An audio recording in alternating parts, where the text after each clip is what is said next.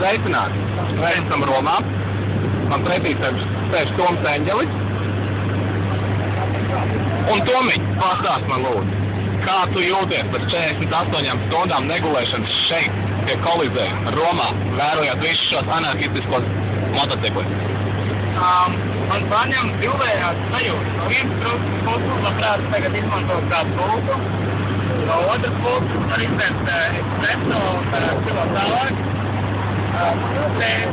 Nezinu, īpaši negribētu gulēt, jo ārkārtīgi daudz tāds kārtas, nekāds nosvērts un nezinu, tā sajūta ir vienkārši sākotīgi, jo nekādā brīdī uzskait visu kaut ko ārkārtīgi apvienojamās, tāds skaistums. Viss ieliks ir Rīga nobalstis vēl. Tu runā par daudz. Kā tev patīk kafija, kur mēs nobaudījām šodien, kur mūs pamodināja? Kā tev patīk šī kafijas iestāde? Ko tu vari mums par viņu pastāstīt? Viņa bija, principā, ārkārtīgi jauka. Kafija bija supergaršīga. Barists bija kompetents savā darbā, ārkārtīgi skaists. Barists tīms, ka tāds spējas apkalpoja, perfekto bēļā. Un tā kaut kā.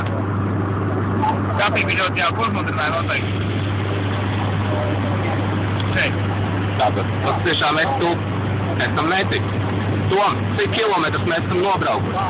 2409. Jā, bingo. Mēs esam neko vairāk, Tieši tā. Varētu vēl kāds plus 50 vai cik. Tom, pirms mēs braucām šur, tu teici, ja tu iemīlēsies šajā vietā vai kādā, tu šeit paliksi. Kāds tavs domas šobrīd par šo faktu? Vietā es iemīlējies. Es ārkārtīgi daudz satiku par ceļam pūsli.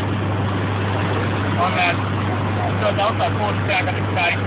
Tā kā domāju, ka tas ir iespēja. Super! Tātad, ar to mēs arī nobeidzam šīs dienas interviju. Šī bija saruna ar Tomu Eņģeli. Un es jums saku visu labu, jauku jums dienu. Mēs dodamies ēst saldējumu. Čau!